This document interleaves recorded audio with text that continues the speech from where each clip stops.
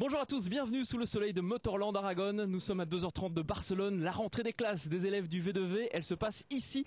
Au programme, une course de proto d'une durée exceptionnelle de 9 heures. Vous aurez aussi rendez-vous avec les GT, mais commençons d'abord, s'il vous plaît, avec les monoplaces et les feniaux.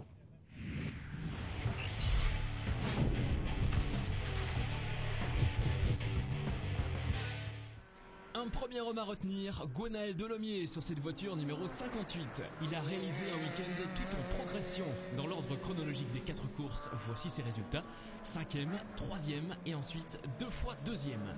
Gwenaël a été l'auteur de dépassements de toute beauté sur ce circuit de Motorland et il a même mené l'une des épreuves. Il occupe actuellement la 6e place du championnat.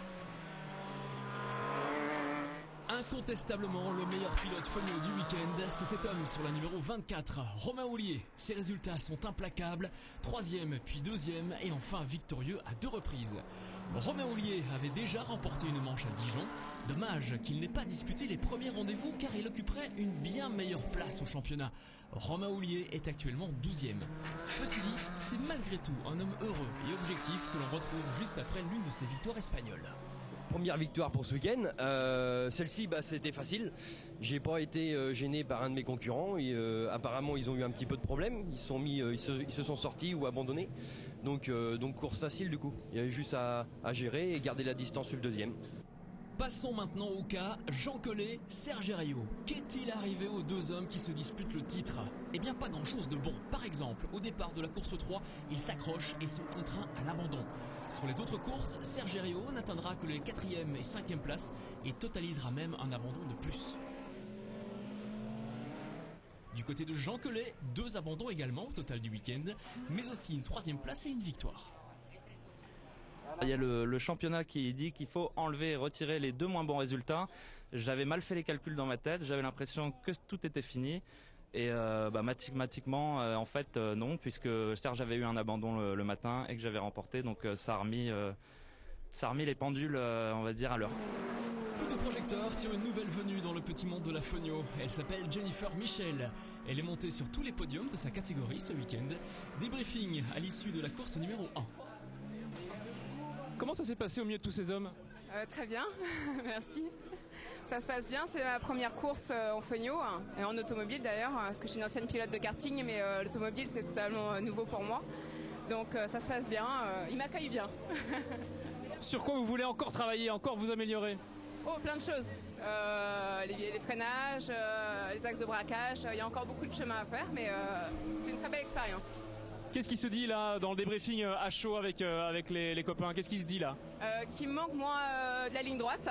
Plutôt technique, je suis plutôt plus rapide, mais en ligne droite, je me fais prendre par mes concurrents. Donc c'est là où il va falloir travailler pour les 2 autres courses. Donc en piste, ce ne sont pas des gentlemen? Ah non, mais heureusement, ce serait trop facile.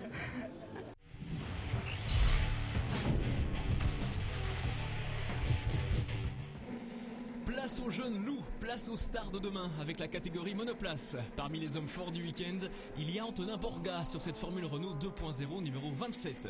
Il est actuellement 3e au championnat et tente de rattraper les hommes de tête.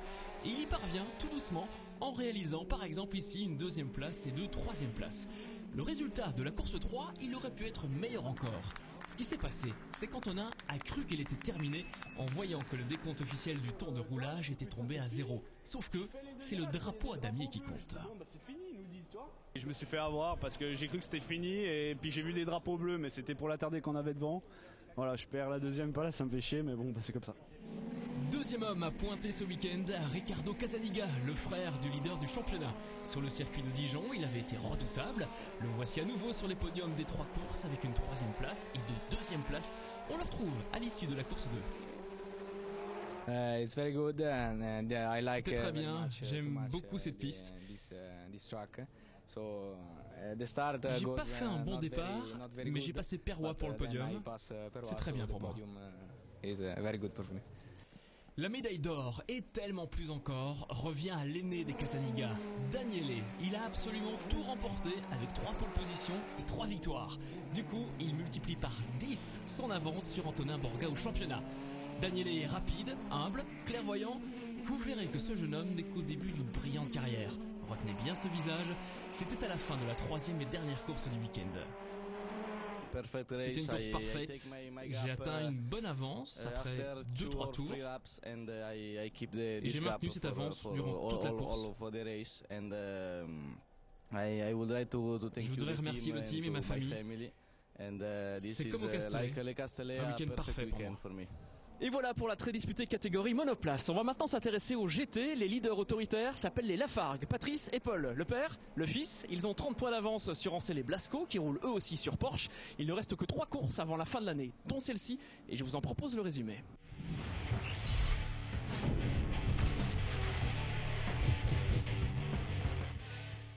Sur la grille de départ en pôle, on retrouve la Ginetta G50 officielle, suivie par la Ferrari Visium. Sur la deuxième ligne, d'abord les leaders au championnat, Patrice et Paul Lafargue, et ensuite la Porsche de Mouet et Loger. Ancel et Blasco sont quant à eux 5e. Pour eux, comme pour tous, un certain facteur extérieur va venir compliquer la partie. Il va faire très chaud dans les autos. Les conditions météo sont peut-être pas très favorables. On aurait préféré une piste un peu moins chaude. Et puis surtout une température un peu plus faible avec un peu plus d'air. Sinon, je pense que ça va être une belle course. Elle est très disputée. On va voir au départ, mais ça va être chaud. Au départ, 2 événements à retenir. D'abord, l'envol parfait de la Ferrari. Thierry Perrier réussit en splendide départ et passe devant la Ginetta. Ensuite, ce contact entre des voitures du GTV2. Retour à la case stand pour 3 d'entre elles, dont celle d'Eric Van de Wever. C'est l'avant droit qui est sérieusement touché.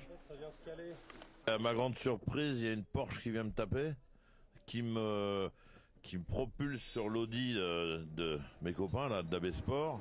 Heureusement l'Audi elle a rien, mais moi donc comme j'étais en train de braquer, la billette de direction est abîmée, donc il faut en refaire une et le capot il tient plus très bien là-bas. Donc ils vont réparer, on va repartir. Après 10 minutes de course, frayeur pour la Ferrari qui perd subitement 2 places. Elle va mettre 30 minutes seulement à reprendre le commandement. Au premier quart de la course, derrière elle, on retrouve la Ginetta G55. La Porsche Lorient Racing 007, la 911 GT3R des leaders du championnat, et à la 5e place et première en GTV2, la Mosler numéro 14 de Canaroglu et Campos. 60 minutes de course donc et les premiers passages au stand s'enchaînent.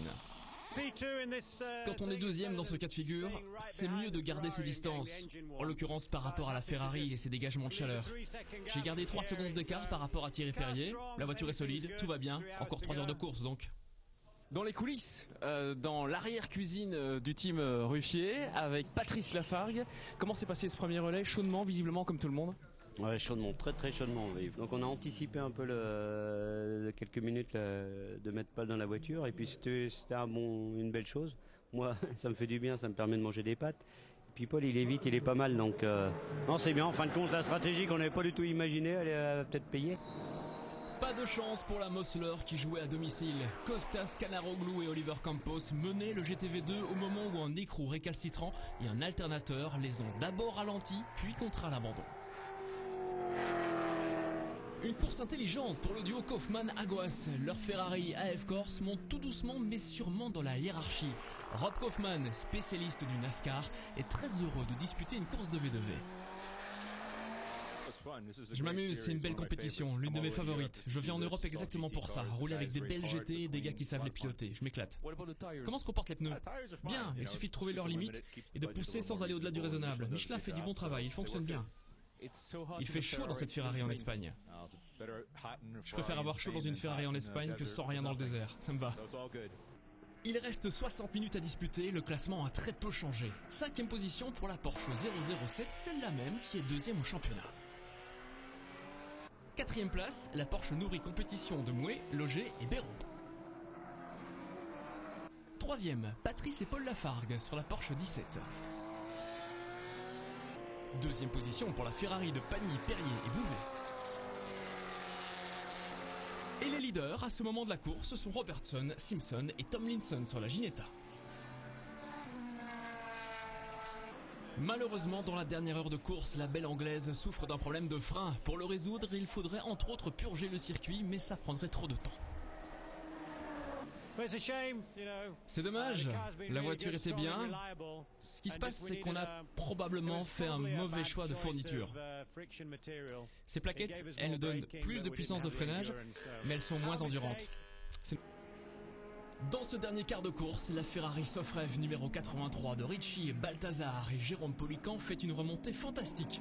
L'équipage finalement se contentera de la 4e place. La victoire de ces 4 heures d'Aragon revient à la Ferrari Vision qui a réalisé la course parfaite. J'ai concrétisé le boulot et là je veux vraiment le dire de Thierry au départ, il a fait un super run. Jean-Paul derrière, il m'a épaté. Il écoute bien mes conseils parce qu'il roule vite et je suis super content, il a fait une heure de fou et voilà, j'avais plus qu'à entre guillemets à finir. Même si c'était dur quand même parce qu'il faisait vraiment chaud là, la piste était très chaude donc la voiture bougeait pas mal. Le podium est complété par la famille Lafargue 2e et par les épatants Mouet, Loger, Béraud sur la 3e marche. Au championnat, les Lafargue mènent avec 32 points d'avance sur Pagny, Perrier, Bouvet. 15 unités derrière, on retrouve Ancel et Blasco qui reculent donc à la 3e place. Ensuite, Mouet et Loger 4e, suivent Dupuis et Thibault aux 5e et 6e place, Martinet et Tremblay au 7e et Ricci 8e. Le grand rendez-vous de ce meeting de Motorland, le voici. Il s'agit de la course de Pro Tour d'une durée exceptionnelle de 9 heures. En tête du championnat, c'est très serré. Danielou, Piala, juste derrière, Capillaire, Cavaillès, Gélin. Attention, ce meeting-ci est de coefficient 2 du point de vue des points au championnat. C'est parti pour le show.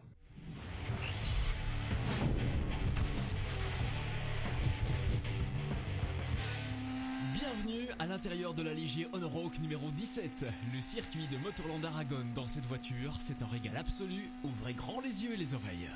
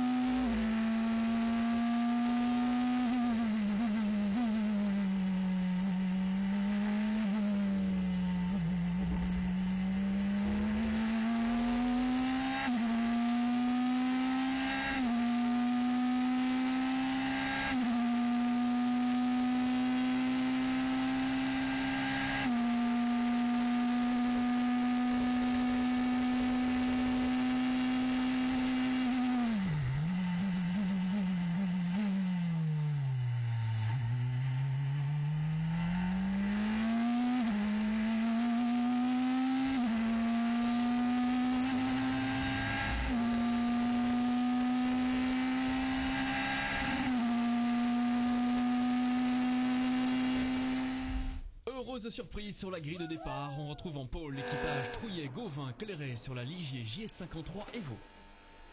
Ils partagent la première ligne avec Delafosse, Yarno et Frati sur la Norma de DB Autosport.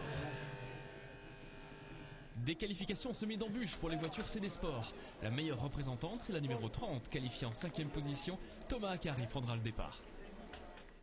C'est une course de 9 heures, il peut se passer pas mal de choses. On recherche avant tout la fiabilité. On va prendre les relais les uns après les autres et en essayant de ne pas faire d'erreur, tout en étant compétitif et puis on verra à la fin. Au départ, c'est Damien Delafosse sur la 52 qui réussit le meilleur envol. Derrière, ça se bouscule. Paul Lafargue perd le bénéfice de sa 7e place sur la grille. Le classement après un tour, toujours la 52, suivi par Bassera, Robert, Moncler. Les hommes de la pole sont 3e, suivent Valléo-Géor 4e et Capillaire, Ferté, Iliano sur la numéro 8, 5e.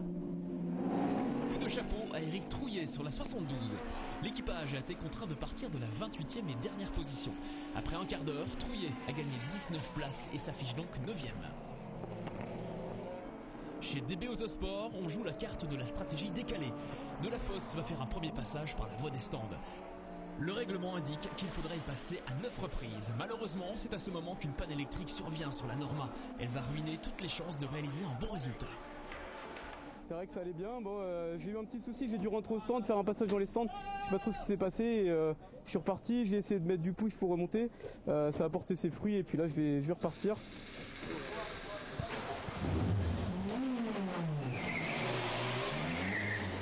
Après 2 heures de course, tous les ténors ont changé de pneus et de pilote et sont repartis avec le plein d'essence. Le classement est le suivant. 5e, la voiture de la pole, la numéro 29. À la 4e place, la numéro 8 de Capillaire, Ferté-Iliano. 3e, l'équipage de la 30, Akari, Foubert-Béraud. 2e position et 6 places de gagné, Valliot-Gior et Buret. Timothée Buret, heureux à l'issue de son premier relais. Pour l'instant, on fait un début de course exemplaire, on n'a pas eu de soucis, on n'a pas fait d'erreur, on ne s'est pas accroché, donc pour l'instant tout va bien. Devant Timothée Buret et Christian Valliot-Gior, les leaders de l'épreuve, ce sont Bassora, Robert et Moncler sur la Norma numéro 21. Des nouvelles des champions au titre Mondolou et Zollinger. 2014 leur apporte bien moins de satisfaction que 2013. Ils sont partis d'une modeste 9e place. Après un tiers de la course, la voiture de l'équipe Palmyre tombe en panne. On avait déjà eu un premier problème avec la casse de l'alternateur. Je pense un peu dû à la chaleur. Et là, on a cassé la courroie de pompe à huile. Donc forcément, je me suis retrouvé garé sur le côté. On a ramené la voiture, mais bon, on était déjà très loin. Donc ça change pas grand-chose en soi, quoi. Au premier tiers de la course, c'est la numéro 8 qui a pris le commandement. Vincent Capillaire a 2 nouveaux équipiers et non des moindres, Alain Ferté et Philippe Iliano. Il leur a fallu trouver leur marque. Pas facile, d'autant plus que du côté du team TFT, c'est une nouvelle voiture qui est baptisée ce week-end. Malgré tous ces éléments perturbateurs, c'est donc bien cette Norma qui mène le bal en fin d'après-midi. Le circuit de Motorland va bientôt plonger dans l'obscurité. Très logiquement, les teams vont faire rouler leurs meilleurs pilotes. Sur la 30, qui est 2e actuellement, Thomas Akari et le team CD Sport se préparent à entrer dans la nuit. On met du scotch de peintre, en fait, c'est pour éviter de s'éblouir avec les diodes, des montées de régime, etc. Et on a un dash qui nous indique donc nos rapports engagés, la température moteur et les tours. C'est pareil, on va la scotcher pour ne pas se faire éblouir durant la nuit. Toujours là, dès que la mécanique le veut bien, l'équipage patient Molini-Wolf sur cette numéro 28. L'épatant suisse Nicolas Molini a une nouvelle fois fait un remarquable travail. La voiture du JD Racing Team est remontée de 6 positions en l'espace de 5 heures et pourtant, tout avait mal commencé. On est bien, on est sur la marche qu'on avait prévue, à part le premier couac du départ où on a arraché un capot, donc on a dû changer de capot au premier pit stop. On a perdu un peu de temps au changement et on espère que les phares qui sont sur le capot neuf sont à peu près bien réglés et qu'on va y voir quelque chose cette nuit, mais sinon tout le monde fait du bon boulot, on est sur des relais constants, on est content pour le moment. Coup de chapeau également à l'équipage de la 21. Bassora, Robert et Moncler sont partis 4e. Ils ont ensuite mené la course pendant presque 2 heures et on les retrouve au 2e tiers de l'épreuve, joliment installés à la 3e place.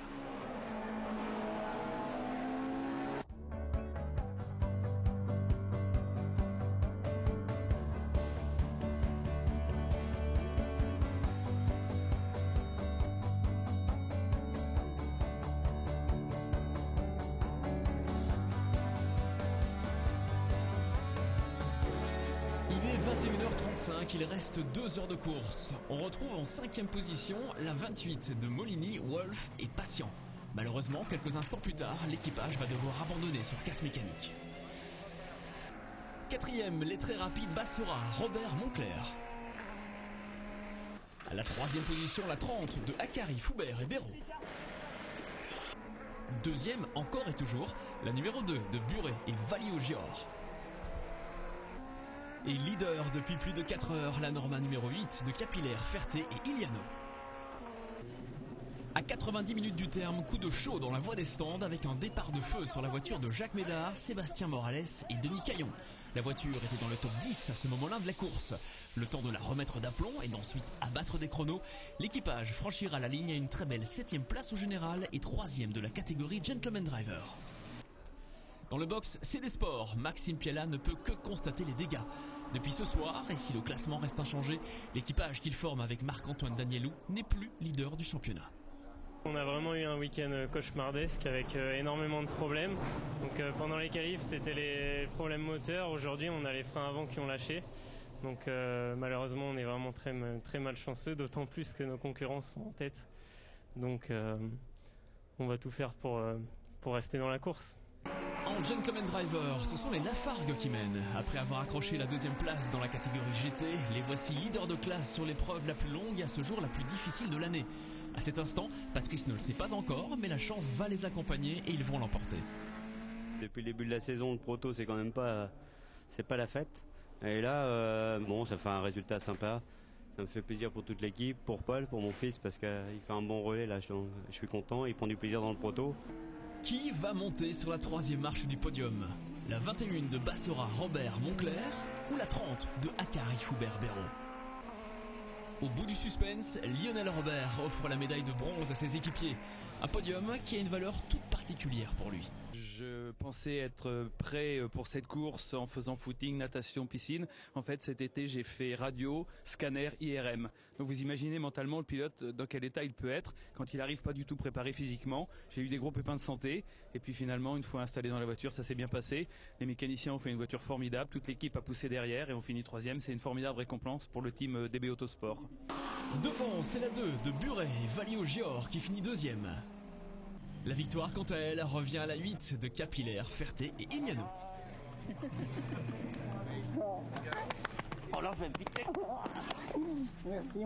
C'est un boulot qu'on a fait tous les trois sur la piste et puis tous, surtout toute l'équipe. Donc grand moment de bonheur. Là on est vraiment très content parce qu'on a eu 2-3 galères les courses précédentes et là là on enfonce le clou. On est là et super content. Grand plaisir de nuit tout. Là c'était difficile, long dernier relais mais vraiment grand bonheur. Au championnat, Vincent Capillaire passe en tête avec 20 points d'avance sur Danielou et Piala. Troisième, Valliot-Gior et Buret. Suivent Cavaillès et Gélin, 4e et 5e. 6e place pour Akari, Foubert, Béraud. 7e, Bassora et Robert. 8e, Mandolo, Zolinger, Dagono. Je vous l'avais dit, du tout grand spectacle. Rideau sur ce rendez-vous de Motorland Aragon. On se retrouvera en octobre, début octobre. Ce sera sur le circuit de Manicourt. Et d'ici là, cette émission-ci est à voir et à revoir à l'envi sur le site de Motors TV. Portez-vous bien. Salut.